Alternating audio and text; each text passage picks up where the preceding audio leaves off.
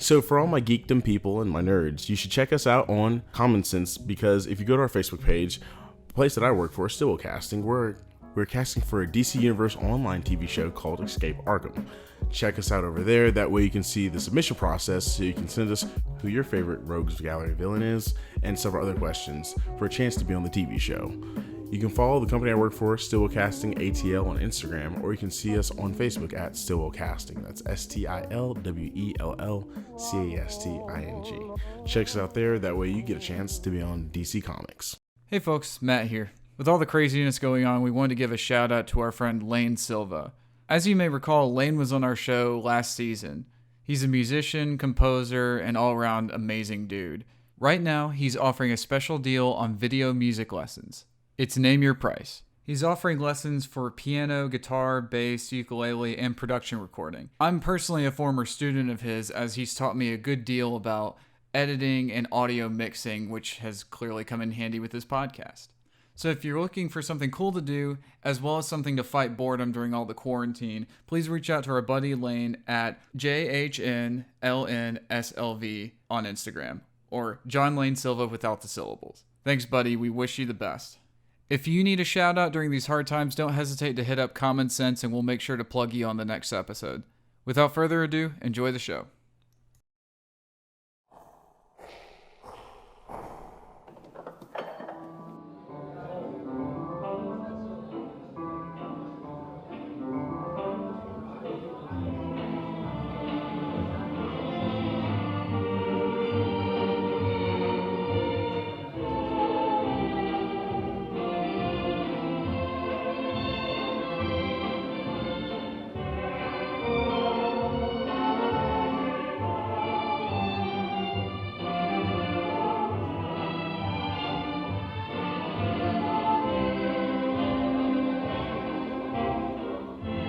And we are live. Fine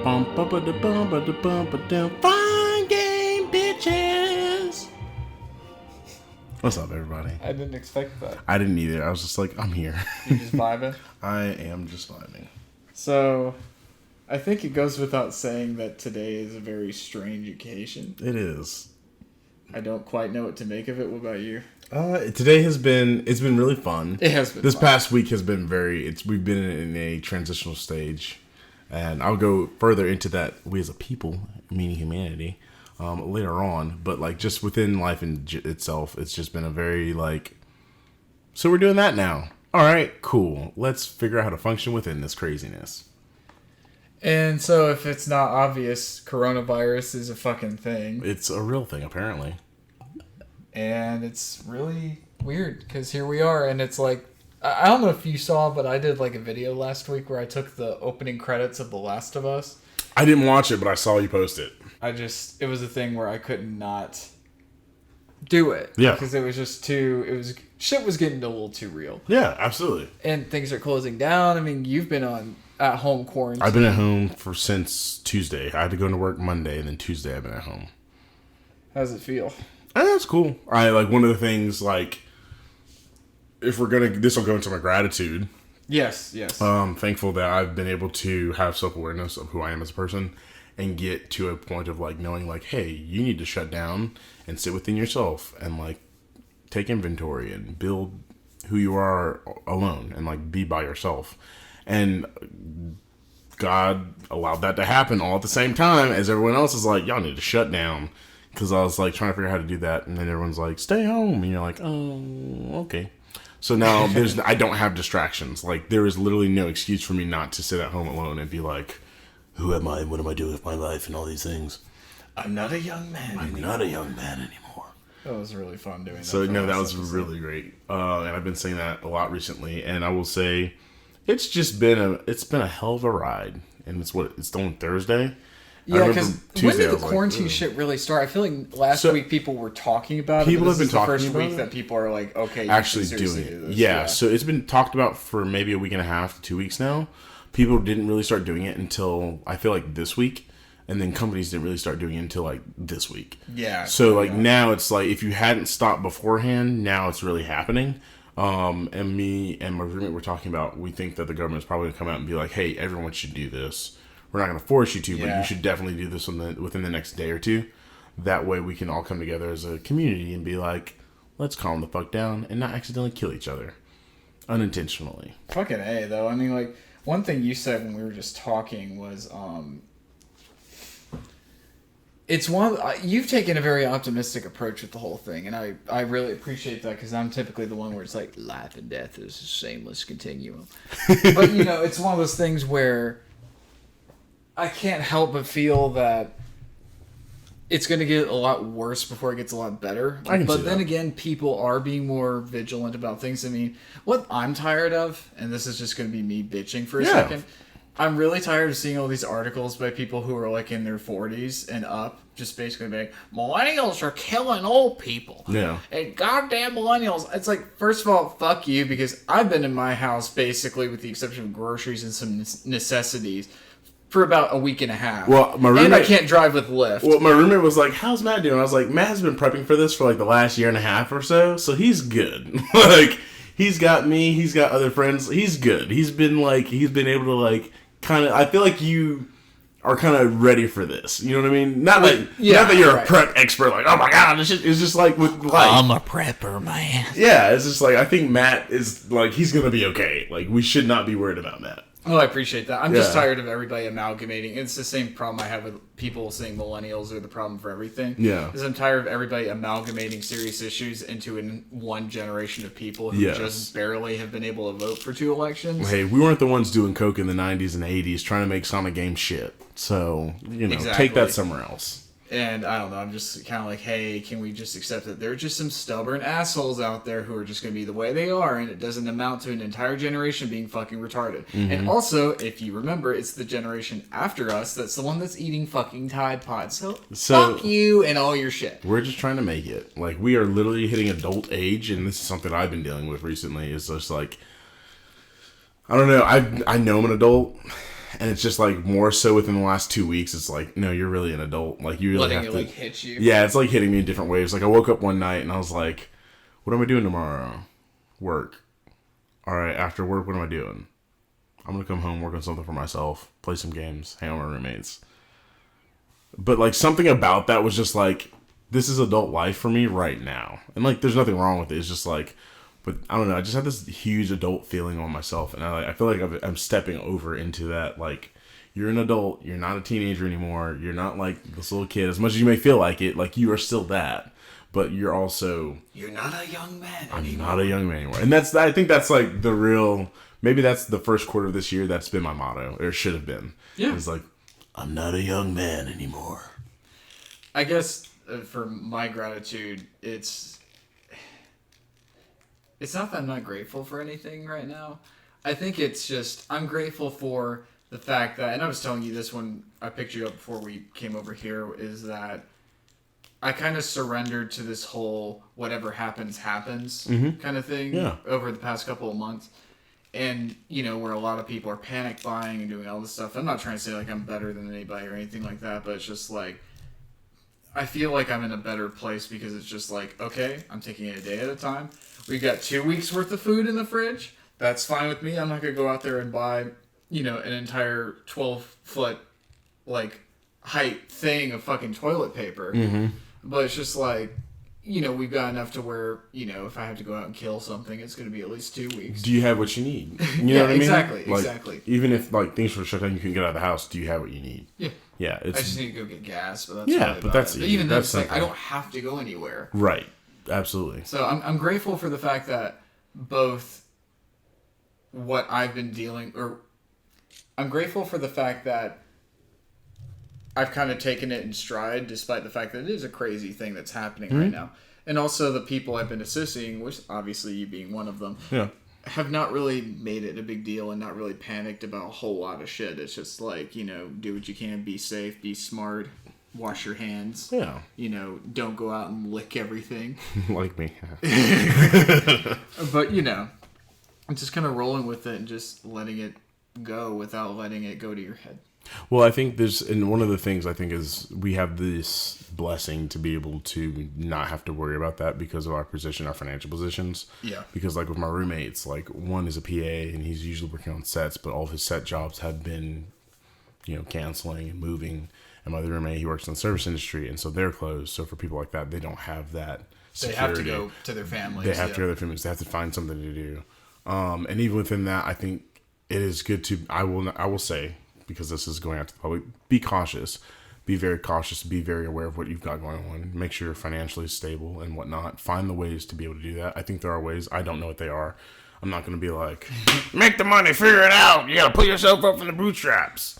But also, don't allow the fear of everything that's happening to keep you from figuring out how to make yourself better within this moment. Yeah. That's what I would say.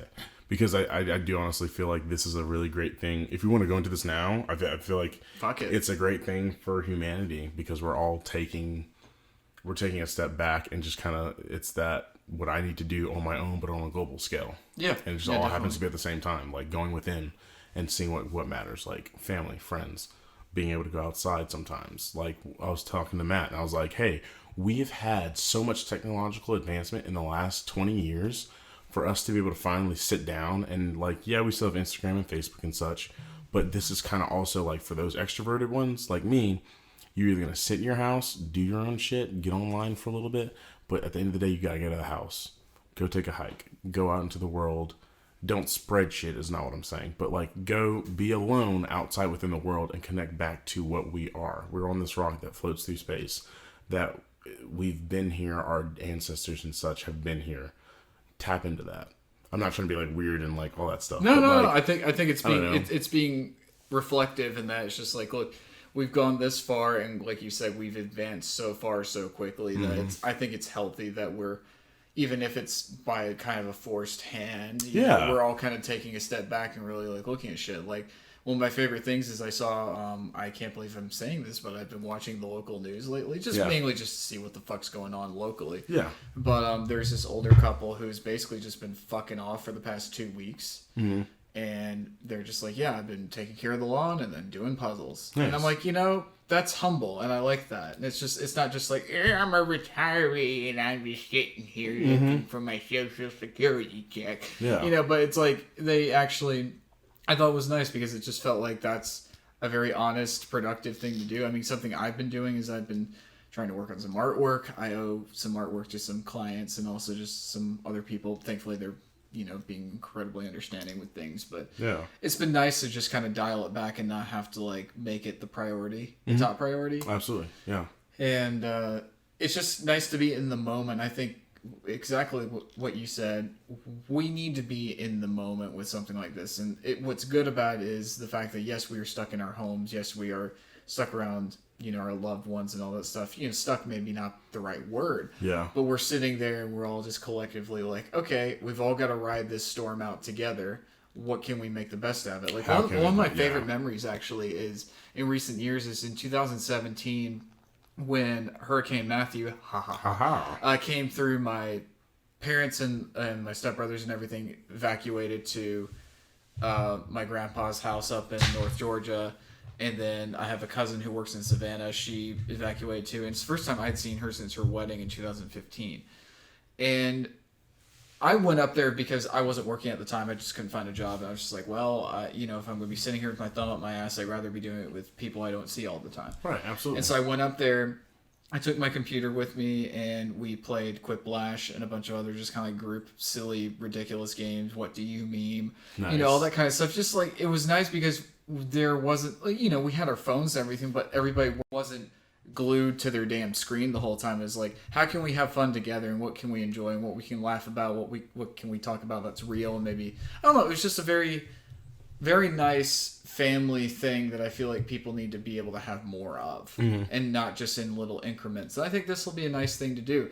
One of my favorite videos I've seen in the past week and a half is, as you know, I love Titanic, the James Cameron movie. Hell yeah. I love James Horner's score for the movie, which is, just beautiful. Sorry. How about those spidey senses right there? Yeah. I just caught Kratos. There's, I think it's in either Spain or Italy, but there's he's a pianist, he's on a keyboard or whatever, and he's got the speaker. Everybody's out on their fucking balconies, which I wish we had more balconies. Oh my gosh. You've seen this video. And he's the dude in the saxophone? It's the dude on the piano playing My Heart, or the Portrait by James Horner from Titanic, and then there's a guy with a saxophone. You can't really hear it in the video, but you can see it. He's clearly playing like what Celine Dion's vocal part is. And that just kind of, I saw that, and then my friend Will shared it on Facebook, and he said the most poignant caption with it I could think of, which he said, "We're gonna be okay. We're all in this together. Absolutely. We just gotta ride the wave." And it's not to diminish like the things that are happening, because there are real cases, there are real people that are dying. Like, it's not to diminish the loss that we as a society it's a real had. thing. It's a real thing, but also, and maybe this is, I can say this because I'm removed from it. Yeah. But also, I do really feel as though what we do today is what I've been saying this for the last couple of days. Mm-hmm. What we do today will be spoken of tomorrow. Fucking A. Like, fucking A. Yeah, like I'll toast to that. Fuck yeah. What we do today will be spoken of tomorrow. So make what we have today in this time of trial and peril and struggle, do the best that you can with what you have. Make the most that you can out of what you perceive, and build on top of that, because I just kind of feel like the world's in a reset, kind of. In a good way. In a good way, yeah. It I feel like sucks it's in a reset it's thing. forced through this way, but you know, like I mean, life always finds a way, and if people for the last, Malcolm over here, yeah, I'm gonna fucking take it, Ian Malcolm right here. Like if people keep talking about how much we've been killing the earth, this is a time for us to allow the earth to be able to breathe and give itself that moment of like. And the humans also get that same thing, so that we can get back to that point of... The moment of pause. A moment of pause. It's a rest. It's a moment of rest. Like... Definitely. Let's figure out our shit. Let's keep going. Let's not keep killing our earth and ourselves in the process. But how can we function within it so that there's this balance? Like, this is where the Avatar would come back right now. Like, the Avatar would literally come back right now. Who would be our Avatar? Oh, boy. Ooh... So the first person that came to mind, he wouldn't be the Avatar, but like the first person that popped in my head was The Rock, Dwayne Johnson. But then he's awesome, but fuck him. I would say I just love Ryan Gosling, and I want to see him just like walk around and be like, everything's okay. It's gonna be okay, guys. And we're just like, fuck yeah, Ryan Gosling. Why are you overreacting to everything? Yeah, that's literally how he talks. Like, yeah. That's a good kind of sort of segue. Who would you want to be the Avatar though? Well, then you can answer the question. Then you can segue. I'll just say a bookmarking that's not the first time I want to. Ryan Gosling needs to be brought up, but so for me, who would I think the Avatar would be? I don't know. I truthfully don't know. I think for me, the closest thing I can think of to who an Avatar would be in this scenario is someone who has the virus, and that would be Tom Hanks, because he's handling it with grace, with dignity, with calmness, and just what I love is he's a geek for typewriters, and I've been following him on Instagram for a couple of years now, but he posted a thing kind of offering an update because him and his wife obviously contracted the virus, and they're quarantined in Australia right now, and he posted a picture. He had ordered a typewriter before he was supposed to start shooting whatever it is in Australia, and it's the typewriter is called Corona. Oh, it's wow. I forget the brand, but that's the name of the model, and I just couldn't help but find that perfect. Poetic. Yeah. And his whole message is just like, just take it a day at a time. There are people who are really dealing with this in a really messed up sense, and we all just need to come together and be together in this moment. And it's like, just the whole togetherness. I know it's, I know some people kind of scoff at the idea of like, the whole kumbaya thing, but we need it. There's healing that can come from that. Yeah. And instead of like us just like wanting to kick the shit out of each other because we don't agree with who we vote for, it's nice that, we're coming together on something. Maybe it's not a choice, but maybe that's what we need. Something I think of is, and I'm obviously looking at this from the perspective of not having experienced it firsthand, but like, look at the Depression. Yeah. We went through the Depression, all the fucked up shit happened with that. Everybody was eating out trash cans or whatever they could. And then we get a part of this war, and it's not something we want to do. We're trying to be isolated and everything, but they attacked us, and we had to step up. And without the war, our economy would have been fucked. Yeah. And it's a messed up thing, but like it brought everybody together. It didn't matter who you voted for. It didn't matter who you supported. It was just like, we have to unite against this one thing. Tragedy creates unity. Absolutely. Look at 9/11. Tragedy creates unity. I was talking to my friend Matt recently. He was talking about like he and his dad had tickets to go see the World Series in 2001, or either 2001 or early 2002. I don't remember exactly when it takes place, but it was after 9/11 happened. Yeah. And his mom was petrified of him going, and him and his dad going. They're like, "No, fuck the terrorists. We're gonna go. This is our thing." We're gonna keep living. Yeah, and what was cool is they went, and President Bush threw the first pitch. Nice. Everybody stood and they sang the national anthem, and everybody just had this big, swapping American, we aren't gonna go quietly into the night, Bill Pullman Independence Day kind of feel with it. And I just think that that's something that, in a more subtle way, we're gonna get from this. It's just, let's come together. This little microbe is not going to define this decade. It's not going to define our species. It's not going to be the end of us. Although, fuck it, I'm playing Fallout music because all day, every why day. not? Let's talk about that in a second once you finish. No, I mean that's really all I have to say. It's funny because it's like I'm not the most optimistic person in the world, but I truly believe that good will come of this, even if it sucks for a little while. Yeah. And I'm just mad because I had 2 cons cancel. Yeah. And I was really looking forward to that because I didn't go to shit 3 last movies year. that I was really excited about that got moved. Yeah. Freaking Fast 9, boy, I'm so upset. You're fuming. Why did you have to move it a whole year? Why a whole year? At least James Bond moved it to November, which makes sense because actually Bond typically comes out in November. That's what I was told. I didn't realize that because I've seen the last 3 or 4 of them in theaters. But no, Fast 9. Daniel Craig's my Bond. Hashtag my Bond. Bro, but for real though, why is it pushed back a whole year? Like, I can give you one reason. Please tell me. I'm not saying this is right. Oh yeah, it sucks. We're speculating. Our podcast is a lot of. I'm guessing because talk. All the other big release dates for the rest of the year were either reserved or booked out, and they don't want to have to deal with competing against somebody. That's else. Smart. Because originally. Captain America: Civil War and Batman v Superman were supposed to come out the same day. Yeah, I remember that. Yeah. And Batman v Superman, I think, very wisely said, "Fuck it, let's just move it up to March. We've already delayed the movie a year. Yeah, let's just do that, and let's just do this first." And they made a shit ton of money because of it. Didn't realize that they came out the same year. Yeah. My gosh. It was March of 2016 and then May of 2016. That's the year everybody was fighting. And it was an election year too. Yeah, it was an election. Yeah, kind of beautiful and poetic. Yeah. Okay, snap. Speaking of, so we had a plan today we were originally going to watch our boy Ben Affleck's movie The Way Back. Couldn't do that because all the goddamn theaters are shut down, and we'll watch it as soon as we can, however we can. But, I just wanted to share a couple things with just Ben Affleck personally. Obviously, he's a guy who we've both been around and we've had experience with. I'm not trying to name drop. I'm just saying how it is. I can't speak to him on a personal level, but in terms of how he conducted himself on that set, he was incredibly professional and kind. I loved him. He was great. Yeah. And I'm really happy to see that he's doing a movie where he's putting his demons to rest, or at least like living that out in a constructive way, because that's what I did with my script. Is I wrote a whole bunch of shit into it that, as you know, that was very deep and personal to me. As a result of it, I've actually had a better relationship with some of the people that inspired some of the heavy shit in it. Yeah. And that itself is worth writing the damn thing as it is.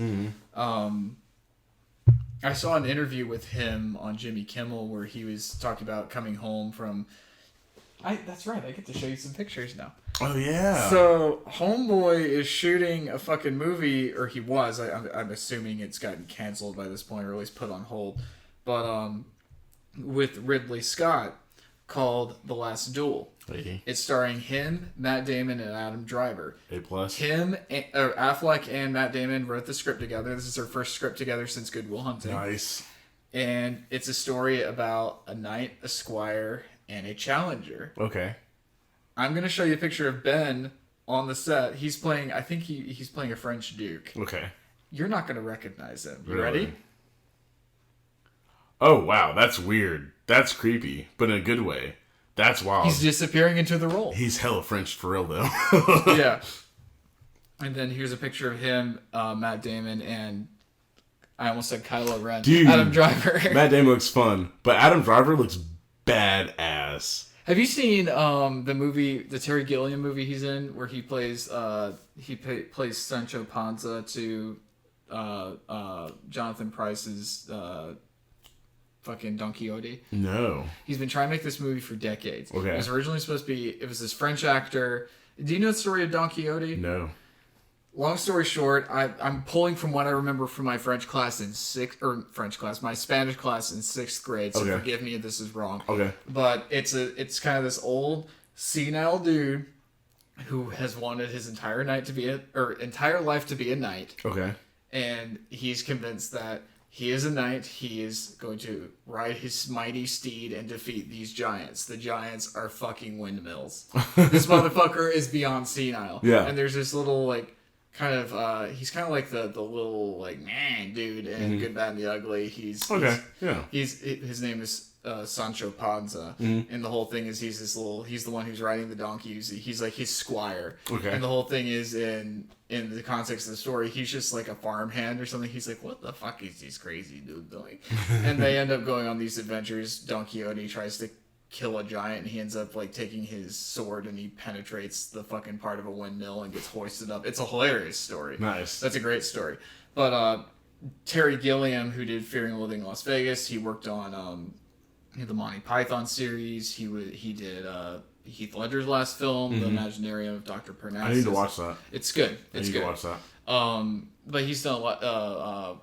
What's Brazil? That's his take on 1984. Okay. And he had been trying furiously for years to make his adaptation of that called The Man Who Killed Don Quixote. And the whole thing is, instead of Sancho Panza being this little farmhand who kind of gets recruited into this whole thing, is there's this, I think he's a marketing executive or a marketing guy who somehow gets zapped back to like 1700s Spain, and What? Don Quixote doesn't realize who he is because he's so fucking senile, and he gets pulled along on his adventures. Nice. Originally, it was supposed to be this French actor, and then Johnny Depp was playing the Sancho Panza character. Nice. They started shooting it, and everything went to absolute hell. That all the investors pulled their money out of the movie. Didn't happen. Oh wow. Just within the past like 3 or 4 years, it finally happened with Jonathan Pryce, who was he was in Brazil. He played the governor in Pirates of the Caribbean. Okay.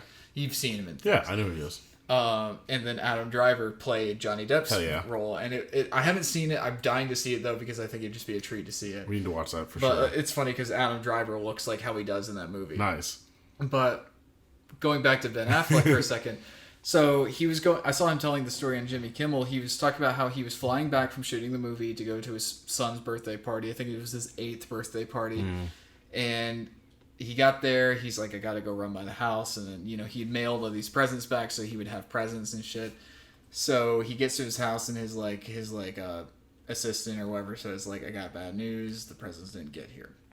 And of course, Ben's just like, there's nothing worse than having to go to your son's birthday party and not having any presents.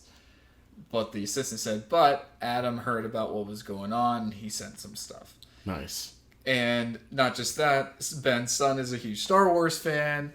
Ben had already planned for this. He's like, please, can you sit down and we can do like a little video for him because he loves Kylo Ren and all that stuff. So Adam sent like a bunch of toys and stuff, and he sent like a signed picture of Kylo Ren with his autograph and everything.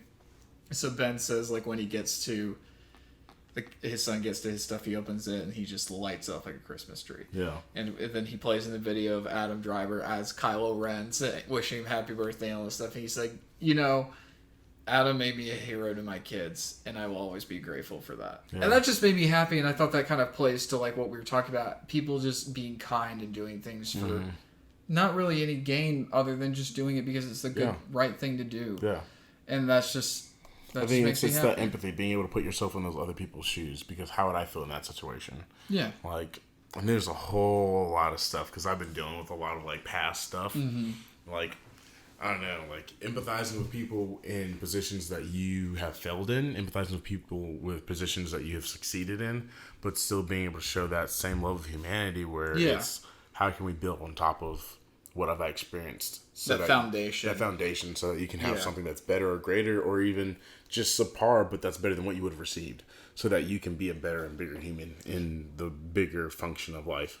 It's kind of like somebody giving you something that they made for a birthday present or some shit. Yeah. Who gives a fuck how much somebody spends on something? Somebody makes me something, that's gonna just make me fucking melt. You know, it's just something where there's so much more personal shit in that. Like, okay, like for example, I don't know if you can see it well from here, but a couple of years ago, my honorary sister, as I call her, Jennifer Cantley, who will inevitably be on this podcast at some point, she made me a birthday card like about 2 years ago. It's a Futurama birthday card. It just says "Happy Birthday, Meatbag," and you open it, and there's a $5 bill in it, but it's the Fry meme where it says "Shut up and take my money." Yeah. And it was just like, there's no Hallmark card in the world that could have beat that. Yeah. Because, like, first of all, it's Futurama, and I'm a diehard Futurama fan, but also just the fact that she understood that enough to, like, articulate that in a card. Yeah. Like, there's just, and, you know, many people have done that, but it's just, I'm not trying to make this a hippie podcast, but it's just, like, I think the moral lesson of all this stuff is just, like, this just shows us what it means to really love each other and be there for each other in times of need. Yeah. You know, I've been listening to a lot of Beatles lately. Really? Yeah, and not in like a cheesy way. But kind of wanting to go back to it. And my favorite song ever by the Beatles is "Let It Be." I think I've always loved the song, but like part of it was I saw Across the Universe. Have you seen that movie? I've not seen that movie. It takes place during the 60s and everything, and they do this. It's the most heart-wrenchingly beautiful thing I've seen in terms of turning a song that's existing into something bigger.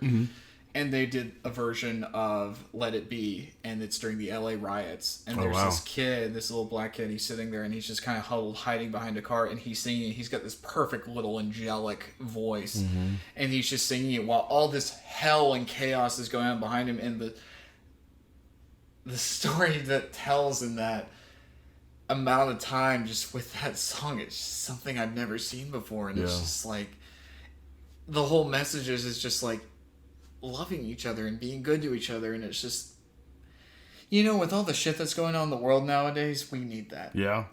And I will say, being someone that has always been that loving person, I'm at the point in my life where I'm having to come to grips with that.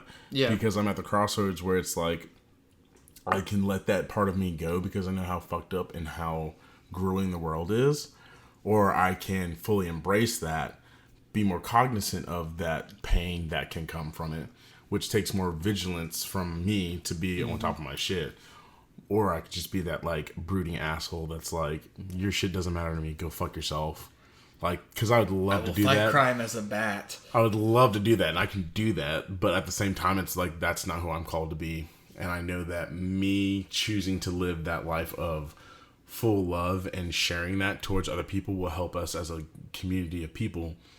I'm going to take it grand scheme, but like, that's not what I'm doing it. I'm doing it for the people next to me that need that help, or that need that love, and that need that affection, so that you can go on and step into that fullness of who you're supposed to be. Because one of the things, like, talking about some deep shit now, like being able to give you your ability, like you bringing me your story and being able to help you, being able to provide those people to help create what we created for that project, was something that was just like, that made me happy, seeing that you were able to fulfill something that you wanted to do. I cried. Yeah, I know. I was there. I was there. It was amazing. And I really appreciate that, because it wasn't, and I didn't do that in like, oh, I'm helping this motherfucker give some shit. We're gonna make money. It's all cool. It's like, no, like, I see this person who has such a desire and believes in this thing so much. I have the access to these things. How can I help this person get what they need to get done? And so being able to give that to you made me have purpose, because I feel like I'm the person that's able to give people what they need, because I'm very much a servant at heart. But I also am learning how to, like, I'm not going to do what I did for you for everybody else. And that just makes me cherish what you did. Yeah, you know what I mean? And I'm not saying like, oh, you're my bitch now. That's not what I'm saying. Well, I mean, off camera, yeah. But no, I get that. Like, and that's I really appreciate the ability to do that for someone. I'm glad it was you because I think that you have such a vision and a heart for other people that you can pass that on to other people. Can I share something? Yeah, absolutely. So, this is our podcast. Talk about the fuck we want to. I may have talked about this before, and if I have, then I have. But one of my favorite things was I had initially pitched the idea to you about like, can we do this radio play thing? And it was before you started, as I call it, summoning the Avengers. That's real. And that's real. You called me from a hotel room in LA, or not? Oh LA, no, I was in New Orleans. Oh my god. Okay, sure. Tell that part of the story. Yeah, absolutely. Go ahead. So, dude, this man calls me. He's not crying. But there. He's emotional as fuck, and he's just like, dude. I remember I went to a comic book store, Dr. No's Comics here in Marietta. Okay. And I pulled over into a parking lot because I'm like, if this man's calling me, I need to talk to him and not be driving. So I pulled over, and Jeremiah just says, dude, I just read the script.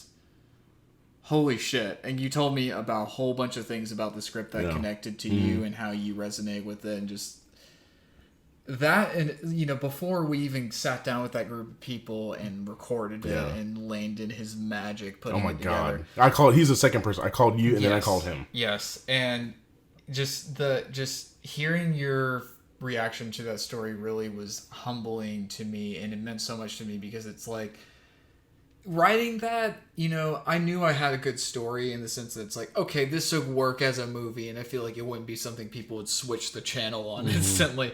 But it was something where hearing you connect with it on the level that it was written at struck a chord with me. I called my mom afterwards, actually, and I just said, Jeremiah just called me.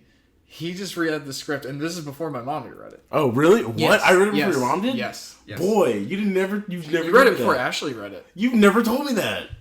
Here you go. Oh my on the God. record. No, and it wasn't like I was keeping it for Right, you. yeah, It was for just, sure. It was just how timing it and worked out. everything, yeah. And God bless you because you read, I think, my second draft. Okay. But yeah, just the fact that we were able to connect with something that, particularly the scene, I won't go into details because I want to make the movie at some point.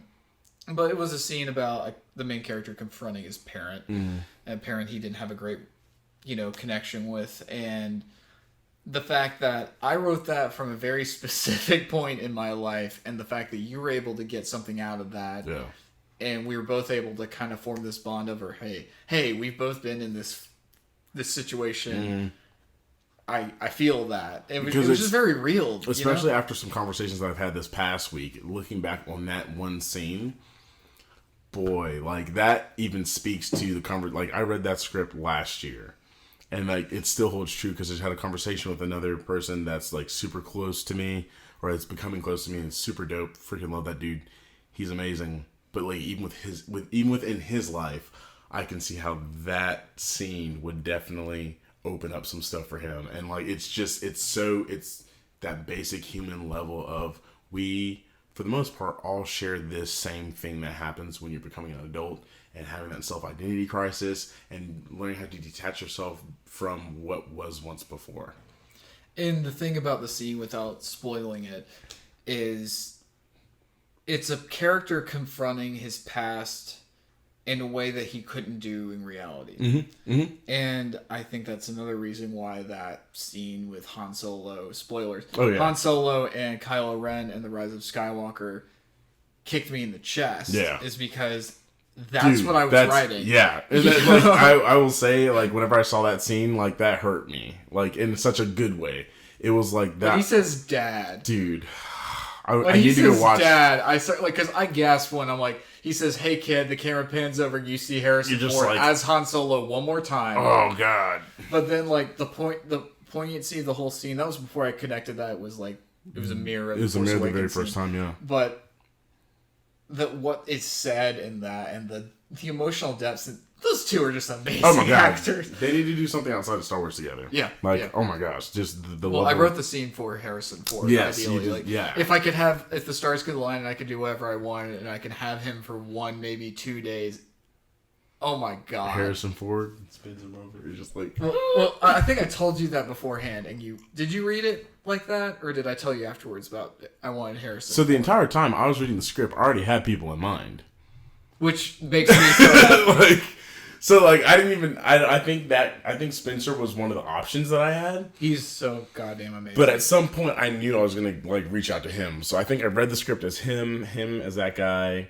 Jack and Anissa were like switched out between the two girls that they ended up reading. I love them so much. You need to send me the copy of the freaking finished product. But no, I did see all these people that could read for these parts because I think Victoria Baxter was even one of the. She's the one that I had in mind for Skylar, yes. Really? Can she do a British accent? I don't know, but I was like, I don't know, but I love her. She's amazing. So like, I had all these people in mind. I can't not see Karina. No, my gosh. As Hannah now. So I started... I know this means nothing to our listening audience, but... Don't thank me. I've done nothing for you. That's Richard Ayadi on Channel 4 News. Anyways, no, it was very much... I saw all these people, and because of with the work that I do, I know a little bit more about them outside of that. So they could personally connect with it. Yeah. So that's why whenever Spencer was able to do that, I was like, oh my god, that's fucking beautiful. And then, like, with Jack and Eastwood, I was like, oh my god, that's beautiful. And, like, just seeing these parts and, like, Blue, just, like, Blue doing all of those characters. You didn't see Blue when he read for Raoul. I don't think I did. No, I didn't. I definitely didn't. He was amazing. So that's, like, We did overdub him with Steven just to keep it consistent. Okay, gotcha. But Who's Steven? Steven Perez. Yes, Steven. I was like, I didn't get Steven. I was like, no, but, like, Steven. Blue? Yeah. Like, because I was trying to read for it, but I'm just not good at... I think I'm on the spectrum in some capacity, but I'm not making fun of people. I genuinely think I am in certain ways. Yeah. But it's like, when I was trying to read the script to them, oh my god, reading the sex scene was so painful.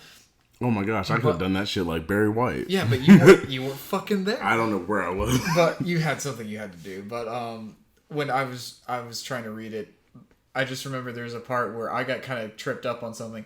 Blue just puts his hand out like...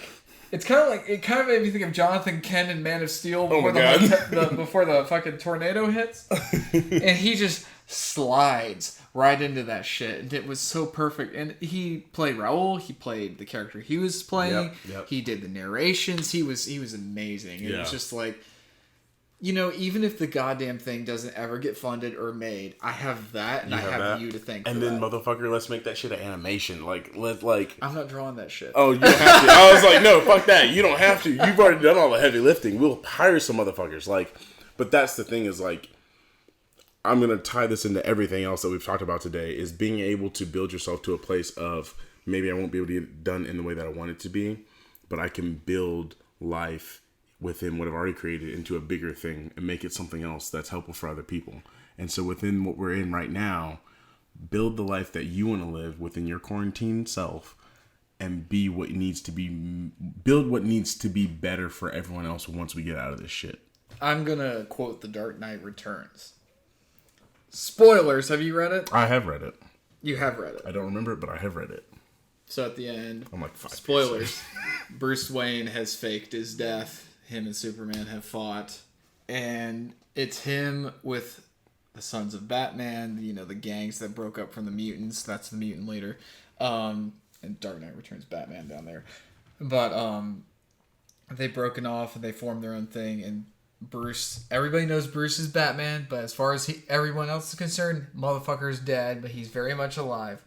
And he just says to Robin, 10 years I've waited for a good death. This will be a good life. That's just something that resonates with me in the sense that's like, instead of chasing what you thought was there, chase what is. Yeah. Oh my gosh, that's beautiful. That's really beautiful. And this is why I love comic books, bitch. Like, no, like that's some real stuff. That's some real stuff because within the last 2 or 3 weeks of me living life, it's been a lot of like, especially this past week, it's been revisiting a lot of my past. And a lot of like traumatic events and stuff, and getting to that You're place. having your scarecrow moment. Yeah, and my scarecrow. Dude, the last 3 months have been a scarecrow moment. Like, good lord. But like being able to build on top of that and see like this is where I was at that time, and because I'm such a workaholic and I like detach from a lot of stuff. This is what I was feeling. This is what was happening. I can address that now, so that going into the future, I'm already there. Like it's like I'm very much self-aware of what's going on, so that I don't love yourself before you hurt yourself. Like, fucking A. Like, when Jeremiah shared this beautiful quote that a friend shared with him, which is to love yourself before. Say it again. Love yourself before you hurt yourself. That, especially on a personal level, for so many reasons, for what I've been going through for the past 6 months, and I say going through, I kind of beat it a couple months ago, but just kind of dealing with the aftermath, really resonated with me, because it's like, the thing I learned a couple months ago is it's like, I needed to stop living for what other people wanted. And since doing that, I'm a happier person. Is everything lined up so perfectly, like a domino thing where I can just flick it and everything's going to fall into place? No. But I don't give a fuck. Yeah. It's just going to happen how it happens. Another thing to mark this particular podcast, oh my gosh, we haven't even talked about that, have we? So, oh my gosh. This is and to bring it full circle, this is our last podcast in the original Matt Cave, as I'm calling it. Where we started back in May of last year. Me and Ashley are about to move to North Decatur to a house. It's awesome. I can't wait. Jeremiah's going to see it not long after we finish recording. But the movers are coming, unless due to the pandemic they reschedule on us. They're supposed to come next Friday. And so this is our last episode here in the original location. Yeah. I'm heartbroken, but I'm optimistic and excited about the new place. And I just think it's kind of fitting that here we are talking about this, just being reflective, being positive, kind of looking back on the past, but also looking at the future. The future and what we have to hold. Very open-armed. Yeah. And something I learned from the course of when we started this podcast till this episode right now. And also we should totally be moving on the day this episode's posted, so that'll be god, that'd be great. But I learned to stop living for other people's expectations. Whether it was direct or indirect or what have you, I just learned that you have to live for yourself. You have to be in the driver's seat of your own life, because if you're not, at the end of the day, you're going to look in the mirror, you're going to be 80, and you're going to realize that you did all this shit and not one bit of it was for you. And not that you have to sit there and be like, I'm a selfish prick and I'm going to do everything. Fuck everybody over. Yeah. But it's like figuring out moderation. Absolutely. And that was just a very humbling moment for me. And I'm sad that it took until I was nearly 27 to learn that. By the same time, better late than never. And even then, some people go until their 60s before they figure this shit out. Yeah. And that's just your story. Yeah. And that will affect other people who are younger than you or older than you that have not learned that yet too. So I would not hold that as a grudge against myself. It would be, that is just for me, for whoever I'm supposed to reach, so that they can understand that at whatever age they're supposed to learn these things out. Because everyone lives their life for themselves. Once you get to that place of living your life for yourself, no matter what age you come into who you are and who your being is, that is because whatever your story becomes is supposed to be for others that are similarly attached to that story. I'm going to go dark for a second. Let's go dark. So, if it hasn't been obvious from previous episodes, suicide's been a thing in my life for the past year and a half. Or probably a year. About a year ago, a previous girlfriend of mine, who is a very incredibly sweet person and kind heart, took her own life. That kicked me in the chest. And then due to a lot of other things, I had my own demons that almost took me in the previous few months. And there's a comic I read years ago, but I like to revisit every couple of months just to kind of reorient myself. And I forget what graphic novel it's from, but it's Superman and the Jumper. And it's about this, it's a scene from this graphic novel where Superman is in Metropolis. He comes to a crime scene where there's a bunch of police gathered around a building, one of the, the skyscrapers in Metropolis. And there's a girl about to jump and take her own life and everything. And the cops are like, you mind taking care of this? You need to get her down. He's like, I'll go talk to her. Go talk to her. Not force the situation to a resolution.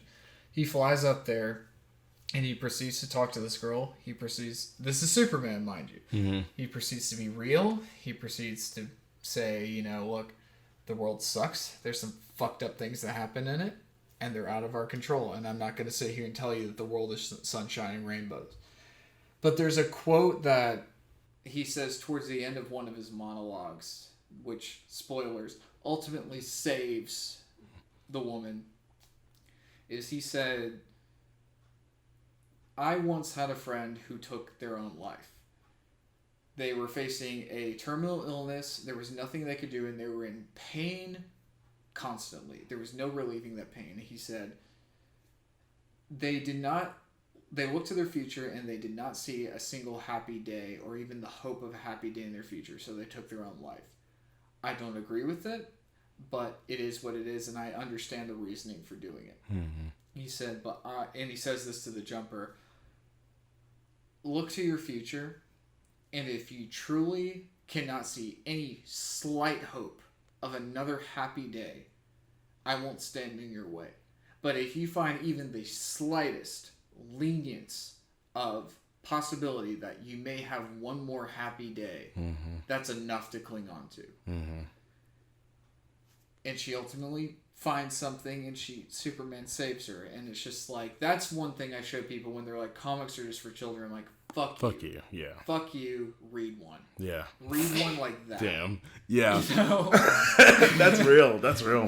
But in all seriousness, it's just something where that's something I've always come back to over the years. Mm-hmm. Is something where it's just like, even when the day is darkest, mm-hmm. and to quote The Dark Knight, and the dawn is coming, but look to the future, find a happy day. Yeah. Here we are in the middle of a quarantine pandemic hysteria, which is totally the fucking Last of Us. Yeah, for sure. But here we are. I've been looking forward to for a number of days, sitting here with you, having our not season finale, but having our finale here. The house finale. It's the house finale. The Matt Cave 1 finale. Yeah. Here where we started, and here we are sitting here having a couple of drinks, enjoying each other's company, being here, and talking about some real shit. Yeah, absolutely. That's what life is. That's what life is, and I'm happy about it. And we're also gonna fuck shit up on Conan. Oh, for real? Oh my god, yes. We reinstall Conan. Well, but I wanted to say really quick. I just finished reading Seconds by Brian Lee O'Malley. It's the follow-up to Scott Pilgrim. Not related anyway, but you do see Scott and Ramona. They're at dinner at Seconds. There's a figment. Oh my god, I'm so happy. But dealing with my 2020 reality, there was a lot of stuff in the last several chapters of that book that really hit me. In terms of being in a relationship and having someone with you and having to let that thing go and then wanting that back, but at the same time, is that what you need at this point in your life? Because how would you change for that reality to be a thing? And is it worth it? And is it worth it? Because is it worth it to who you are as a person? Is it worth it to what you want out of life? And to see all those things was I'm glad my friend gave that book to me to read, because literally whenever he gave that book to me, he was like, I need to find a book for you to read, Jeremiah, because you've been telling me your life. And then he put his hand on it, and it was so dramatic. He was not trying. It was such a movie moment. He literally pulled it out of the bookshelf just like this. I know you can't hear me, listeners, or see me, listeners, but he literally pulls it out of the bookshelf, and all I see is the main character's face. And I'm like, oh my god, is that Seconds by Brian Lee O'Malley? I have not read that yet. I've been wanting to read it for years. And he's like, yeah, it just popped out to me, and I feel like you need to read that. And I just, after 2 months of having that book in my hand, I just finished it. It was damn. I really did need that. And I'm going to go and finish reading Scott Pilgrim because I connect with that character so much. And the way Brian Lee O'Malley writes his main characters and the obstacles that they have to go through. Mind you, this is nothing like yours. This is not a life or death thing. But sure. It's still very much a real thing within me. It's very poignant. It's we're hitting so many different audiences right now.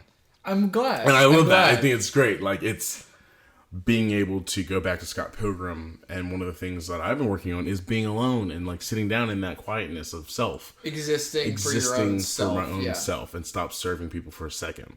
And Scott, at some point in the comics, he goes on his own sabbatical.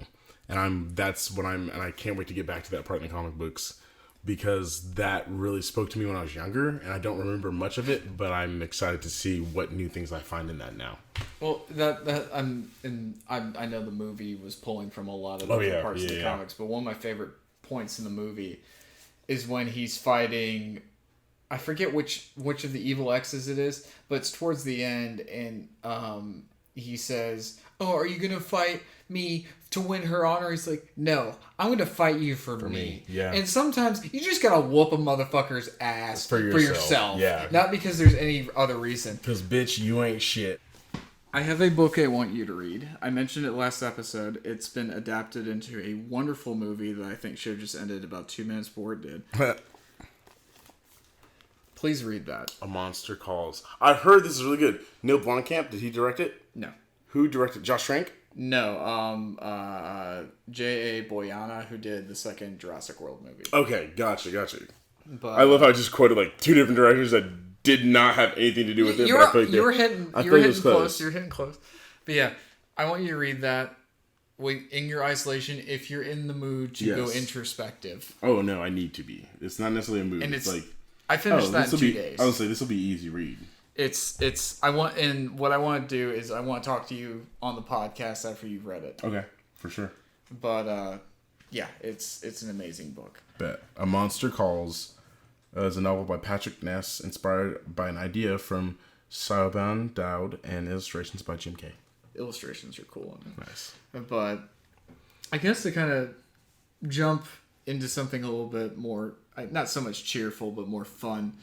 So I read a whole string of not fan theories, but supposed leaks from Thor, Love and Thunder. Oh, okay. Shall I spoil the... Yeah, let's do it. So Thor goes on an adventure with Groot and Rocket. Nice. They end up back on Earth to New Asgard. Yes. Shit starts going down. Christian Bale is playing the big baddie. I forget the name. I'll say I don't know who the villain is. I saw the name of it, but I'm not familiar with him. But he's definitely playing the big baddie. Yep. The cool part is this is foreshadowed in Ragnarok. Okay. Do you know who? Not Billy Ray Cyrus. Jesus Christ. Beta Ray Bill. Beta Ray Bill. Okay. Was he in? He's going to be in the new one. Okay. Okay. You remember in Ragnarok when the camera pans up over the Grand Master's like stadium Coliseum and you see like the heads. Yes. He's one of the heads. Oh, okay. He's in it supposedly. Nice. He's like a main character in it. Oh, cool. And your boy Ryan Gosling's supposed to play him. What? Yeah. I'd totally be down for that. I'm just down for like Ryan Gosling playing and or voicing. I just want to see him in something. Fucking dinosaur Thor. I haven't seen him in anything in forever. So like, he took some time off. He did. I'm okay with that. I need to see The First Man because they shot that here in Atlanta. Did they really? Yeah. I've not seen that yet. Yeah, because he. Wait, no, I remember. Neil Armstrong. Yeah, I got a call for that before they started shooting here because somebody thought we were doing the extras for that movie. Yeah. At my job, yeah, they called me. No, fuck no. Okay. They thought my job was doing the extras for that, and I was like, "Is that shooting in the next month or so?" And they're like, "Yeah." And I was like, "Well, we ain't doing it." But yeah, that was the big thing I heard and why I want to mention. Nice, I like that. I like that because I know they wanted him to play the Joker. And did they really? And he just said he didn't want to sign a multi-picture contract, but with Beta Ray Bill. I feel like it'd be like, we want you to appear here, and then maybe in a couple of years. And if it's voiceover, like, they'll probably get him to do some mocap, and then, like, the voiceover would be dope. Yeah, hell yeah. I'm just happy I'm so about that. In it. We've got a lot of stuff going on with Marvel. All I know is I saw something about, like, some more Phase 4 announcements, aside from the stuff that got pushed back. So, real quick, before we get hit to me up with that, because I'm not... Let's what has been pushed back right now that we're disappointed about? Obviously, Bond got pushed back, Fast and Furious got pushed back. Black Widow. Most recently, I'm heartbroken because Black Widow got pushed back. I hope Wonder Woman doesn't get pushed back, but probably when was she supposed to release? June. Oh, June? So hopefully there's a fighting chance. Yeah. But yeah, it's funny because me and Jeremiah, when we were coming back from his place today, we stopped at a Target, and lo and behold, I found a figure of Black Widow herself from the movie, which I've been looking for a while, and that was a nice little rewarding bit. Hell but yeah. I'm sad that that's not happening. It's funny because the big thing I was reading about with Black Widow specifically being pushed back is because Marvel has their release dates so strategic in the sense that everything feeds into the next thing. Right. This is going to fuck up a lot of shit. Yeah, and that's what Luke was telling me about. Really? My roommate. Yeah, he was like, they're very precise on like when shit comes out, so like we don't know really how this affects everything else, and that's kind of scary. I mean, for me, I don't care. I don't care about Phase 4 at all. Endgame. Yeah, I like, want to see her movie. I'm here for Black Widow. I'm here for Falcon and Winter Soldier and Shang-Chi maybe, but other than that, I do not care. Shang-Chi, they shut down production entirely. Yeah, they did shut down production. And I do want to see. They also shut down production for everything. Falcon Winter Soldier, they stopped, and they're done. They didn't even finish. They're almost done, but everyone's been kind of like, let's stop and figure out. They've been shooting for a while. They have. The entire world is on pause. I'm not really affected by it, but I just want to know for sure if Sam Raimi is doing Doctor Strange 2. Oh yeah. Because if he is, I'm so on board for that. I thought it's confirmed, and I'm pretty sure he's still holding. Like, I don't think that I thought it was confirmed that he is going to direct it. If it's confirmed, I'm ecstatic. And I love how we have the internet, but we're not going to look it up right now. Like, I'm very sure. Because we're in the fucking moment. And when the tiger's hungry, he eats. Fucking eats, man. We need to watch that movie. He fucking eats. Oh, God. But yeah, I'm curious how it's going to ripple. Oh, no. But this is the first time that's happened? What? I just thought about The Boys Season 2. They've already shot that. They definitely have already shot it, but I hope it doesn't affect like editing or anything because I need that shit Season 2. I need Season 2. I need Season 2 of that, and I need Season 2 of Mandalorian, and they wrapped just before they started pulling the plug. Oh, did they really? Nice. Yeah. Well, I mean, they're editing, but it's like... You can still show up and edit. They'll be fine. Fucking edit, bro. Especially considering they're not using green screens. They're shooting out on a game engine because they're what's up. But, I guess that was all the news I really had. Yeah, I don't have any other news. Would you like to go to our caller? I would love to go to our caller. I'm very excited. So we have a caller. This is actually the first time we haven't screened the call. Ooh, you're gonna listen with us as we listen to it too. All right. So here we go. So this is Sam Arbo out of Statesboro, Georgia. So with the rise of like video game movies like Detective Pikachu and Sonic, do y'all think that there's a renaissance coming? Like, I know some, like, Mortal Kombat is coming, and we're getting a Last of Us TV show.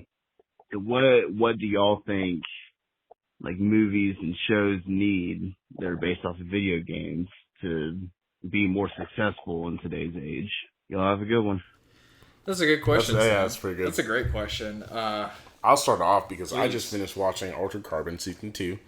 Because last episode, I was in the midst of Season 2, and I was so into it. And then I finished Season 2, and I was like, definitely watch Season 1, A+. Season 2, you can skip it, but watch it because Anthony Mackie's he's pretty cool. That was based off of a book series, but the entire time I watched it, I felt like I was watching a Blade Runner film.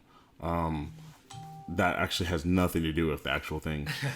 I think that the video game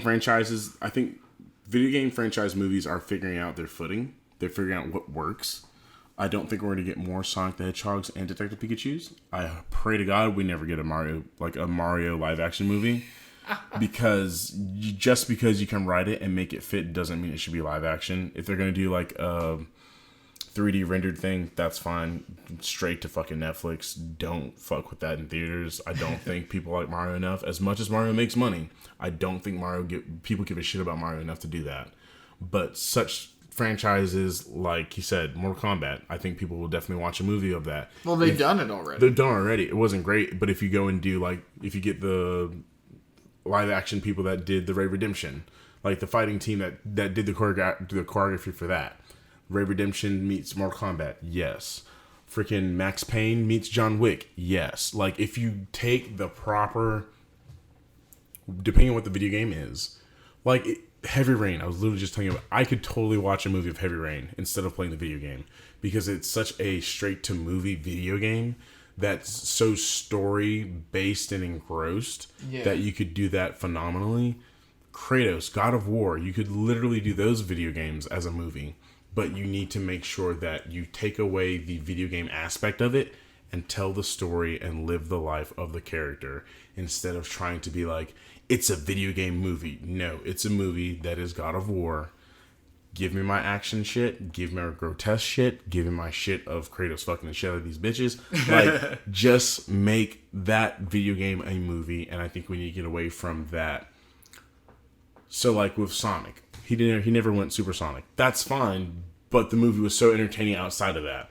The second movie, you can do that because you can add more story elements because they focus on the story of like, what the character is. Like, don't try to, like, make an ice cream sundae where you're just piling in. It's like, oh, shit, Sonic has the ring dash? We need to give it to him now. Or, like, Sonic has the bouncy thing from Sonic Adventure 2? We need to do that now. Like, there has to be a story element for it. No. Nigga need to get across the fucking map. And so they gave him some fucking bouncy shit so he could zoom through rings and just do that and leave it alone. You don't need to make a whole big story element on top of these smaller things. That makes me think. I saw an interview with Benedict Cumberbatch when he was doing the promotion for the Grinch movie he was in, and apparently I haven't seen the movie. Apparently, one of the reasons the Who's don't like him is because he's green, and he's sitting there asking the directors. He's like, "Is it like a racist thing? Is this like what trying to dissect it?" And the producers go like, "Benedict, he's green. Don't try to politicize this movie." See, it's like sometimes you need to just have stupid shit. You don't have to explain everything. That's something I'm so fucking sick of that I'm going to use my NPR voice for is I'm sick of people thinking that they have to explain every little goddamn detail in these fucking movies, because you really don't. Sometimes people just do shit. Sometimes Spider-Man can just pull off these acrobatic abilities because he's fucking Spider-Man. And like that's my thing with the Assassin's Creed movie. They tried to flesh out the world more than they already had, and they had fleshed it out a pretty good bit. Albeit, they had fleshed it out too fucking much because they made the movie way after 3, and they should have made the movie around 3. They could have concluded Desmond's story with a movie. That would have been cool. Instead of doing the video game, because that was a fucking shit storyline. The video game is fun. I love Assassin's Creed 3, but the storyline with Desmond was bullshit. I would have rather had watched that in theaters and let that conclude his whole thing, because you played with him for like 4 video games before that to get to this point where it's just like, die, nigga. You're like, oh, like proper conclusion. Yeah, a proper conclusion. Off, yeah. I enjoyed the movie. They tried to do too much. They tried to add more to the story that wasn't there. They changed the animus, which was fine. It made sense for the story. But when you get to that, there's a huge difference from playing a video game and watching a movie. And I think what studios need to realize is stop trying to give us everything that the video game is and just give us the main points that we love about the video game into a movie. And that's why I think The Last of Us is going to be a great HBO TV show, because it's a story. There just happens to be shooting weird infected shit sometimes. That's literally it. Give me the story. Let me watch these people shoot shit every once in a while. That's it. You hit the nail on the head, because that's my feeling. Is it's just like, don't try to replicate the video game experience, because you can't. You cannot. Absolutely There's not. no other way you can replicate it other than what that is in the video game medium. Tell me the story. And the thing with The Last of Us and a lot of games like that is they tend to lean themselves more into a cinematic landscape. Absolutely. And that they are just more inherently movie-like. But then you get shit like Sonic, where it's like, unless you really sit down there and read the comics and be a fucking dweeb about it, you can't really contrive a proper story out of that, so you have to kind of do your own thing. I think what the movie did was great. I think what, like you said, they've done enough where they can build on what they have without having to like jizz the whole fucking load in the first movie. Yeah, absolutely. But like, yeah, I agree. I think Last of Us is doing it perfectly in the sense that it's like, just do a TV show. I would be cautious, but yeah, I would praise them if they don't do Joel and Ellie. Like, if it's just that universe, but different characters. I would love to see them do them, but if they decide not to, I respect that. See, I'm not connected to the characters enough to where I care if I see them or not. I could give a shit about them. I like them. I think they're great. They need to stay the main focus in the video games. I definitely think that needs to be a thing. But exactly. Characters for the video games, characters for the movies. That would be a problem I would have, though, if they didn't have them be the main characters in the TV show. Because why the fuck am I watching this? I do care that... I do hear people are like, it's an interesting world, but like the characters in that world make it interesting. If it's just the world, I don't want to get to know me. I don't want to get to meet new characters and build a relationship with them. I want to see how you take these two existing characters and make their life more relatable than how the video game did it. I don't want to watch these two random ass motherfuckers that I've never seen before, because at that point, it's not The Last of Us. If you take Joel and Ellie out of it, it's not The Last of Us. It's just some random fuckers in the same world that this shit's happening to. That's how I feel about it. Sorry, that was really aggressive. No. That's just how I feel about it. I disagree only because my thought is, if you can't do Joel and Ellie justice, or if you can't do them in a way that makes sense or works outside of the video game, I'm okay with them. Like, okay, it's a world. There are other people who are affected by this. What I would like is do a story about Tess, do a story about the Fireflies, do a story about the events between when shit started hitting the fan versus when the game starts. There's a lot of different. There's a lot of different areas, and I think I forgot about all the other characters. Yeah. Because I played that game like a year and a half ago, maybe 2 years. So I didn't pay attention to all of the story elements. So that's fine. I think that's fine. But if you just pull some random shit out your ass and it's like, we're just gonna make these new people up so we can throw them in this thing. Well, if they're doing it with just throwing the name on it just to market shit, that's because that's bullshit. the problem I had with Watchmen. Yeah, I really Watchmen. enjoyed a lot of it, but then there are parts of it where I'm like, I felt like it was constrained because it was trying to be Watchmen. I'm just like, just do your fucking shit. Yeah. And I think but the good thing is, I think with The Last of Us, it's like you could make it work. What I like is acknowledgments to them. Yeah. It's just like how cool would it be if it's just like it's two different people, but they come into this like area, and let's say they meet Joel's brother. Yeah. And it's just like, oh yeah, there was. It's like my brother and this girl came through here about a month and a half ago. I'm okay with that kind of stuff, but like my thing is, tell a good story that makes sense in that universe and isn't just shoehorned for marketing value. Yes, absolutely. If you can do that, you got me. And I just think video games nowadays are getting more narrative and more story driven or more cinematic. If you want to go that approach, do that, but understand, like you said, pull what's important, pull what people are getting from it, and pull from it in the sense that what shit you can do in a movie, and not just gimmicky stunt shit. Absolutely. Like what's something that you can do that makes sense to the story. Like one of my favorite things recently, it was a fan film. It was the Nathan Fillion Uncharted fan film. I've not watched it yet. It's so good. Well, because he's been a fan casting for years of playing Nathan Drake. And I was kind of like, he would have been great if they got him when they did Firefly, but he's in his 40s now. Yeah. But they did it. Is he in his 50s? I think he's in his 50s. He's pushing 50 at least. Yeah, if he's not already there. But he's great. Yeah. He plays in very Indiana Jones style, very much like the game, but he does his own thing with it in the sense that it's like it's very clearly Nathan Drake, but it's like you get a different interpretation. There's a flavor with it. Yeah. But what's cool is they do have a part where he's in this building or in this house that's like all these like cartel motherfuckers have. He busts out the top window and he hits the bottom. He dusts himself off. He's just like, shit. And then he sees like there's a couple other guys. He sees where he needs to be. And it does the Doom thing. Where it does the game, but it does it really well in the sense that the camera pops behind him and they do that third person perspective where they follow him just like in the game, but it works. But it works. It works. That's how the game works. Because the game is so cinematic. That's amazing. Oh my and that's something I liked about the Doom movie is when they did do the first person Doom sequence. It's like, is it clearly trying to be the video game? Yes, but it's like, it's Carl Urban. He's the last one. He's got to make this dash for the thing. If you're going to do it, that's when you do it. Yeah, absolutely. But it worked and it made sense, and it was like, when it became apparent is when the fucking bars on the screen, like, you know, the picture like cropping went away, and it's just a full screen thing.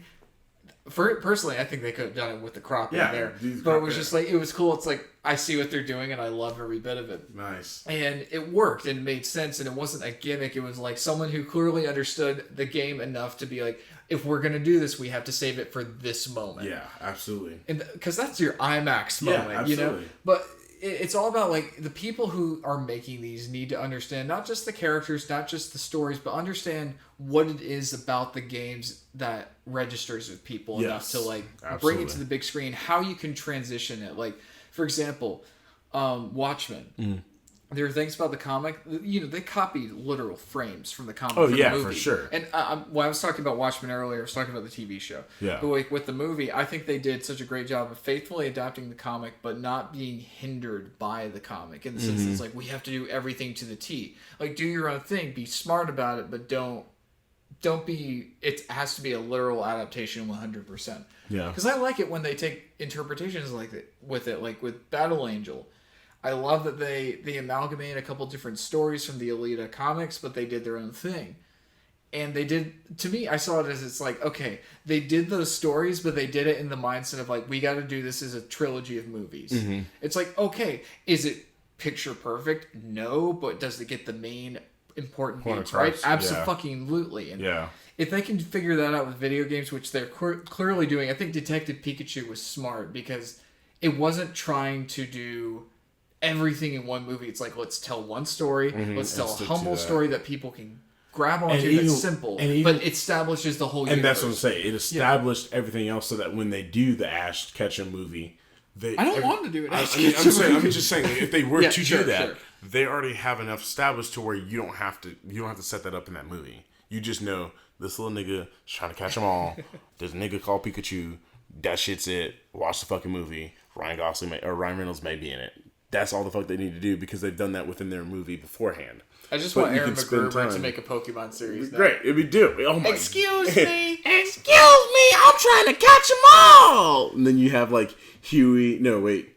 It'd be Riley. No, Huey. It would be Riley. Huey would be talking about. Huey would be like, I got one, and that's all I need. Yeah, Huey would be like, I want to have all of them. Yeah, Riley's was like, I want to have all of them. And then he would be like, no, we need to make sure we set them all free. And we need to make sure they're good. And then Riley would be like, nah, nigga, we need to catch them all because they my motherfuckers. And he's just like, you think it's right keeping all of them captive like that? Yeah.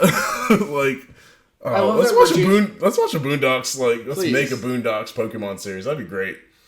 I think Grandpa would just be like, I want to be the very best. No, he doesn't. He wants to be better than everybody else, and it's fucking bullshit. Granddad, what do you think of this? All I know is I got a Chansey, and it's cleaning the whole goddamn house. That's all I need. That's all I need. And then get him to get some fine game ass bitches. Welcome to this episode of Common Sense, y'all. Yeah, I know we're like an hour 30 minutes in, but like, welcome. Yeah, we got like another 15 minutes to kill, but I think, but yeah, I think to answer Sam's question, I think there's a way to do it, and people are figuring it out. Yeah, and I'm really excited to see what we do with it. That's really it. What's a game you'd like to see adapted? Fucking Assassin's Creed, because as we were talking about it, what they should have done with the last Assassin's Creed movie was screw everything that happened in Assassin's Creed 3 with Desmond and just make the movie about Desmond and him dying. And him, like, doing whatever he needed to do. Because after that, we never know what happened to, like, the whole Mercury thing and, like, all the gods and, like, the end of the world. They're just kind of like, bullshit. And I was like, but honestly, I'm trying to think of an original IP. Because the new Spider-Man game would be a great movie. Can I throw one in while you're thinking? Throw one in while I'm thinking. It almost happened. That's the worst part. Really? Gore Verbinski, who did Pirates of the Caribbean, okay, he was going to do a BioShock movie. See, I could totally see that. And it's like, there's concept art that came out. I'll see, if I dig it up, I'll send it to you. It's so perfect. Like, he was doing the thing where it's like, I get all the shit that's important about the game and what people are resonating with it, but I'm going to take this and do a 2-hour version of it. Okay. And it was so fucking good. The Big Daddies were going to be in it. And if anybody's going to figure out how to do that like look, and not just like how it's shot, but how the production design is, it would be Gore Verbinski and his fucking team. And it didn't happen mainly because the studio who was backing it, I don't know what studio, maybe Warner Brothers or Paramount, they didn't want to do an R-rated movie. He's like, I'm not doing this unless we can take the gloves off. I'm like, fucking A. I can't see a PG-13 BioShock movie. Oh god, no one can.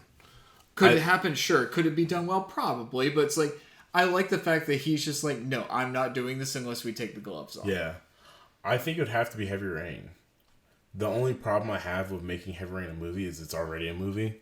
Because it's an interactive DVD, yeah. So, but I'm like, I don't know what else I would make. Like, I don't need to see all my characters that I play in video games on screen. You know, I think some work and some don't. Some work and some don't. The ones that don't, just leave them be. Because I play games like now that I'm older, I don't play story-driven games. I play more like Call of Duty because I'm like, I could totally see like, oh my gosh, yes, Michael Bay could have made the trilogy, the first three like Modern Warfare games. They were Michael Bay movies. Michael Bay literally just needs to make Call of Duty Modern Warfare 2, and like he'll get a lot of shit for it because if you do, like, you hold up the story, especially like the whole first sequence of like shooting everybody up, like, but then everything else will be amazing. Like, hell yeah, like that's why I never saw 13 Hours. What is it? Benghazi. I saw it. It was good. I want to watch it. I want to watch it because when I saw the trailer, I was like, this is literally Call of Duty, the movie. Yeah. And then I never watched it. But, It was really good. All the actors were good. It was cool because I saw Jim from The Office actually playing, like, not so much an action dude, but he was playing military. Like, and that's the first. That's the first role that he didn't play Jim. Yeah. And so that's why whenever I never watched it, but I knew I was like, okay, he's not Jim anymore. And whenever the Quiet Place came out, I was like, oh my gosh. That got delayed. That got delayed, and I didn't talk about that because y'all don't know how much I hate horror movies, but The Quiet Place is such a phenomenal movie. Because I look at it as the whole story is about a father trying to protect his family. And that's what that entire shit is. He's trying to show his love for his family, even down to the girl that's deaf. Like, the reason who's actually deaf. Like, he insisted on that part. And, like, the whole story plot point, whenever, like, spoiler alerts, like, where he dies, it's not because he couldn't have gotten out of that. It's like, you have to keep moving on. Like, I will allow this to happen. So that, I don't know. Don't remember the movie entirely, but like, it was such a beautiful moment. Like, that movie for me was a father trying to protect his family. So now to see the wife taking over that reign, it's like, oh my gosh, what is she gonna do? And she's all tiger mom. Oh my god, and I love Emily Blunt. Like, I love Emily Blunt so much. I'm excited for this movie. I'm very disappointed they got pushed back. I want to see what happens. At least it's done. It's not because it's bullshit. But it's just like, fuck man, I want to watch that movie so much. I'm gonna throw you a curveball. All right. Because I didn't think this until I saw A Quiet Place, and then I told a bunch of friends about it. At first, they're like, no, and then they're like, oh, fuck, that'd be good. Mm-hmm. John Krasinski as Joel. No, I can totally see it. He would be amazing! I would, like, to me, A Quiet Place is The Last of Us, just with different societies. That's The Last of Us. See, that's true, too. Yeah, Logan's a lot. Like, there's so many different movies that have already drawn from it, so that's also the other thing is, like, because we've had all these movies come before these video game movies, how are these video game movies going to be able to stand out even though they're their own IP? There have been other forms of entertainment that have taken from them to build on top of that. Absolutely. So that's another thing where you do have to reinvent the wheel in a certain way to where it's its own thing, but because other people have pulled from it, now that we're finally being able to make this a theatrical thing, how do we make it stand apart? Absolutely. So, like, that's a weird thing. So, it's a segue, I guess, if that's cool with you. I have two things. One, we need to do our throwback video store for today. Ooh. Because we planned to watch The Way Back, but we couldn't because of various reasons. However, Jeremiah, what did we watch? We watched Conan the motherfucking Barbarian. And that was your first viewing? It was my first viewing of it ever. What year did it come out? 1982? It's pretty great. Pretty dope. I freaking loved it. I want to watch some more. I want to go home and play Conan on the PS4 now. Because, dude, I've never prayed to you before. I don't have a tongue for it. But if you are there, grant me revenge. And if you do not listen, then to hell to the hell with you, bitch. Fuck your shit, no. I'm glad you enjoyed it because that's the last of the Conan of the Schwarzenegger pantheon you really hadn't touched on. Yeah, I had not. No, because you've seen the first Terminator. I've seen Terminator. I've seen Rambo. I've seen Commando. Shut up. I've seen Terminator, Commando. What's the other one where it's just like True Lies? I still haven't seen True Lies. Oh my god, you need to watch True Lies. It's amazing. Like, I've seen almost everything Arnold Schwarzenegger. Freaking The Last Action Hero is a beautiful movie. Have you ever seen it? I watched it with you, motherfucker. Did we watch it together? No, we didn't. Turbo Man! No, That's Jingle All the Way. That's Jingle All the Way. No. Here's what happened with Last Action Hero. You told me about it. I picked it up at a used bookstore. And I watched it and I loved every second. Okay, yeah, because it's such an amazing. Okay, yes. Yes. Yeah, so I've seen all of Arnold Schwarzenegger's movies. I have not seen that one. There's one where he's like a vampire too, right? Or he fights vampires. End of Days. I haven't seen that one. You haven't seen So I've almost seen all of the Schwarzenegger movies that are necessary. He fights demons, yeah. But no. The music's amazing. Conan was pretty legit. Like, right? It was dope. It was one of his first movies, too. It was fun. It was very much just... before Terminator. It was that old, like, 90s/80s, like, it's just I won't say it was an adventure movie. It was an adventure movie that definitely held on its own. The characters were cool. The characters were very interesting. The storyline, nobody was doing stupid shit for stupid fucking reasons. It was straightforward and honest. It was just straightforward and honest. Motherfuckers trying to get the people who killed his family. And that's it. And, like, you didn't even know that until at some point where he's like, You killed my father! Yeah, it's like, them snake niggas fucked up my family. I'll kill you now. Like, before that, it was just like, I'm just running around killing people because that's what I do. I'm good at it. Yeah. Crush your enemies, Yeah. see them driven before you, and hear the lamentation of the women. Yes. Oh my god. Like, it was fun. I really enjoyed it. James Earl Jones. James Earl Jones is amazing. He's so cool. There's so many, and we were talking about this, and Arnold does this too. People give Arnold a lot of shit for his acting, but he does a lot of cool, subtle things with his face that, like, a lot of actors who can, like, read really well, they don't necessarily emote all the time, and that's something, like, you know, a couple friends of ours have been working on. Yeah. And it's something very hard to get is, like, James Earl Jones, he has this little bit at the beginning where he just gives very blinding looks, but he doesn't, like, do much with his face, but he kind of turns his head a little bit, and then he turns away. But before you even turn, you're like, watch this, and I saw the moment, I don't know if you saw it, his eyebrows go up just a slight bit, and you see this. It's just a hair, yeah. It's just a slight hair, and the reason why I thought was going to happen, it didn't happen, because I thought it was like sincerity. It's like, oh, follow me. And then, nah, bitch, your head's off, nigga. And you're like, oh, shit, I thought he was about to be nice. He just cutting people's heads off. Your reaction to that was priceless, because Yeah. I didn't see that coming the first time. I knew something was going to happen, but I thought he was just like, he's going to be like, I will spare thee, but then instead he just lops off Conan's mom's head. And what I love is the kid just sits there and he's looking at his empty hand because he was holding his mother's hand. He's just sitting there looking at his empty hand, just with this like, this isn't how this is supposed to go. Yeah. And I loved it because it so quickly establishes the tone of the world. Like, nobody's fucking around with this shit. People just die. His dad gets fucking mauled by dogs. That was wild. I was like, we holding on to this shot for a good bit. I like it because it's just like, that's what happened. It was fun, yeah. You know, it was barbaric. It really was for that time period, and like 1980s. And we gotta talk about the Valkyrie.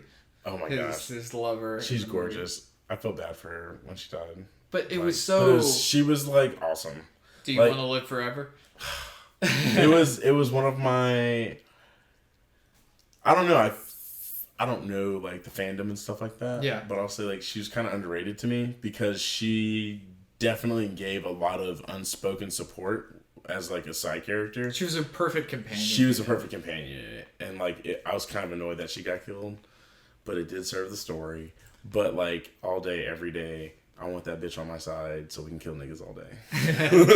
I just like how one thing a friend of mine pointed out, and I agree with this, is the movie does have a problem with, like, other than Conan and Thulsa Doom, you really don't know the other characters' names. You don't? Yeah. No. But I agree with that, but I also I have to say I think even without their names, they are establishable enough where I care about them. Yeah, absolutely. Like Mako's character, like I don't know his name. Wizard. The wizard. Oh my god, he was fun and he was cool. Also, I know him as Mako from Samurai Jack and Uncle Iroh's The Last Airbender, but he's still pretty freaking dope. During the opening bit, after the music starts and Mako starts doing his voiceover, Jeremiah, we paused it because Jeremiah wasn't sure. I was like, no, it's who you think it is. And he instantly goes to Samurai Jack. Long ago in a distant land, I, Aku, the shape-shifting master of darkness, unleashed an unspeakable evil. Oh my god, it's so great! I was gonna do all the sound effects. I was like, I'm here for it. I'm so here for it. But it was cool to see Mako like in a live action role too. Yeah, it was because that's the first time I've actually seen him in a live action role. There you go. Like, and I didn't know he was that prominent. Like, and he was an older gentleman because he passed away before they finished filming or they finished doing the audio for Last Airbender. Because the guy who took over did a good. He did a wonderful job, and he did Aku as well. He did Aku too. Yep. Nice. And he's doing Aku in the video game. Nice. Do we know when the video game's coming out? For those of you that know, there's a Samurai Jack video game that's supposed to come out this summer. But who knows because of coronavirus? Oh shit! You mean the Corona beer, bro? No. You know, funny enough, I'm gonna give her a shout out. First person I heard about the coronavirus from was Karina. Really? Because she posted a meme. Did she really? And it was about Corona beer. I'm just like, okay. And then I'm like, oh shit, this is a thing. 2 weeks later. 2 weeks later. Well, one last thing before we go. Because I don't think we have anything for Ignorant this week. No, I think I'm good. I want to play a game with you. I've played many times before. It's called Florida Man. Okay. So what you do is, I want you to look in, or go to Google on your phone. We're going to do this in real time right now. Okay. Tell me when you're at Google. I'm at Google. Type in Florida Man. Don't hit enter yet. Florida Man. And then I want you to type in your birthday. Oh, dang. So, Florida Man, June 17th. And you read the first article that pops up, or at least the headline. Do I do, like, my year or just the date? Just the date. Because I have, for June 17th, Florida Man, 62, performs strange dance at McDonald's, then tries to impregnate a railing. Oh, my God. What is your story, sir? So, the first one is, Wet Willie attack puts Florida man in jail. Wet Willie attack puts man in Florida jail. A Florida man was arrested after reportedly giving his girlfriend a Wet Willie. Then you have Florida man arrested after using wanted poster as Facebook photo. That was 2016. The first thing I read was 2018. Florida man arrested for exposing himself at Burger King. That's 2015. Florida man sings Journey's Don't Stop Believing on way to jail. That's 2018. But that's the 12th. That's not a birthday.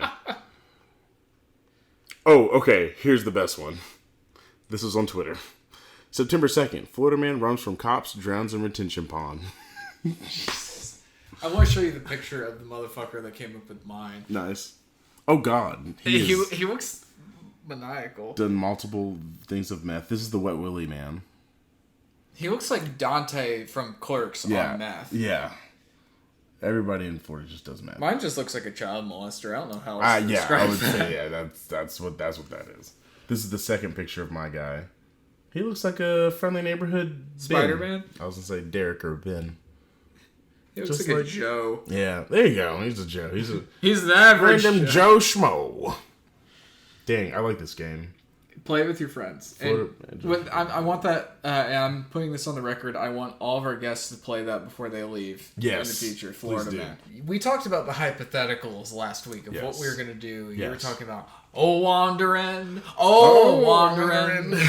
So now that the apocalypse is on us, and the end is nigh, what are you going to do with your time, Mr. Jeremiah Stevenson?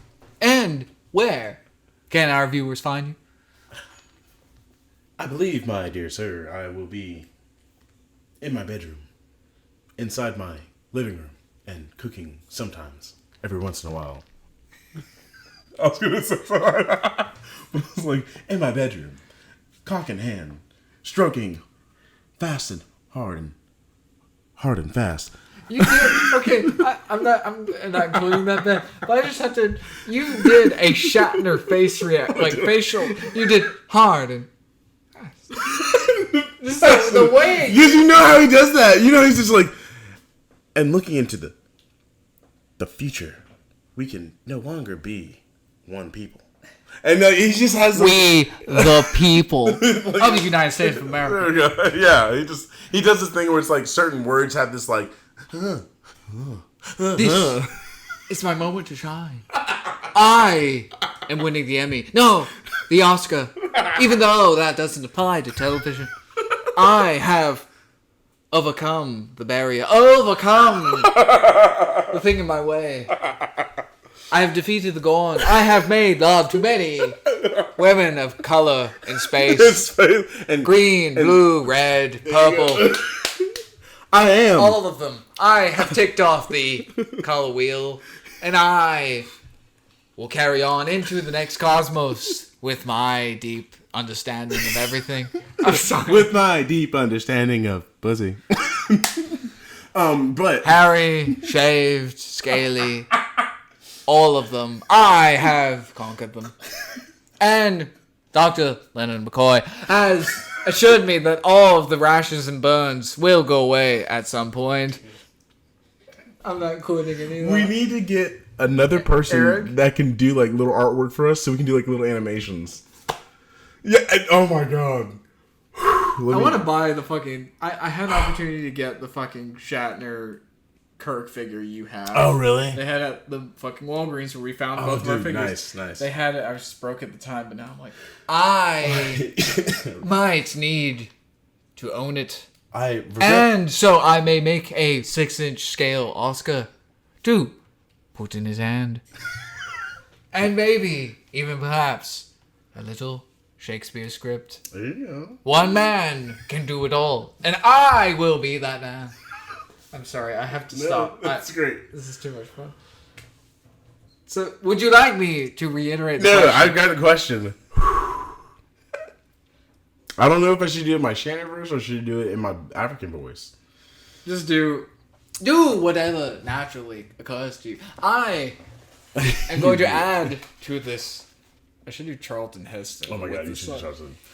You can find me in my bedroom watching many a Netflix show, playing many a video game, and in my living room watching all the other Netflix shows and the Hulu's, because Hulu's downstairs. It's not in my bedroom. That sounds so filthy. I It's, don't even know how. but it's not. I literally just every time I have people come over to my house, I'm like, look at my room. I know it's just saying this for the listeners so they don't think I have like a sex dungeon. It can work as one, but I love everyone Plenty of belts and whips It's great. It's a lot of and things. hanging chairs. You can find me doing that because that's what I'll be doing for the next couple weeks and like just self within. Where are you listening to? I'll be listening to Tyler Creator's Igor. I'll be listening to this upcoming episode. I'll be listening to the Sunday Service album by Kanye West. And that's pretty much it. I'm just like within right now. I'm in a very much like, you can find me, Jeremiah, at home or on Instagram at PARKOURG33K. You can also find me on Facebook at Jeremiah Stevenson, but I'm not going to add you because I don't fucking know you. You can also find me on YouTube at A Token Steak. That's ATOKEN''STAKE. I'll be doing more videos soon. Hopefully this coronavirus and being quarantined will give me more creativity. Matt, where can we find you at? As far as what I'm going to do during the quarantine, I'm going to be catching up on comic books, hopefully moving, catching up on artwork as well. And I just recently, as far as what I'm listening to, is I've got a 60s playlist that I'm kind of going with on Spotify. Nice. But I just literally started listening today to Joseph Campbell's Hero with a Thousand Faces. It's like what George Lucas looked to when he did Star Wars. It's this guy who's basically analyzed back in the 40s. He analyzed all like Greek myths, all these other classic stories, and disseminated them into a story structure. Okay. Dan Harmon from Community and Yeah. Rick and Morty, he pulls from him all the time. But yeah, I just started listening to that today. I'm going to deep dive into that, listen to podcasts. What podcast? Joe Rogan Experience, if he won't be a dick to the people like he was to the Doom guy. Inside of You with Michael Rosenbaum, and anything that just Tickles my fancy. Nice. But yeah, and I will be holding up as well as listening to Galaxy News Radio, because that's what you gotta do. Hold your caps, people, because that's gonna be the currency. Fuck the dollar, fuck gold, fuck fucking Bitcoin. You gonna need caps. And so when all this shit goes down, we're going to figure out how to do a radio station, and your boy 3Dog will be your radio host. Hell yeah. No joke, we are considering doing some radio butt fuckery, but we'll see how that goes. I had to use butt fuckery because I don't know what other term to use. I don't know either. I always say butt fuck it instead of fuck it. People they're like, fuck it. And I'm like, butt fuck it. So with that, we bid farewell to the original Matt Cave, heading towards the new one, to a new horizon. And we move forward into the new area. Leaves from the vine, falling so slow, like fragile, tiny shells, drifting in the foam. Little soldier boy, Fuck you. come marching home. Brave soldier boy comes marching home. And that is the conclusion of Common Sense in Matt's house in Mariana. Have a week!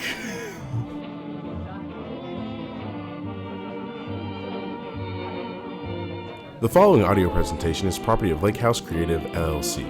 Any reference to copyrighted works is for review and commentary purposes only.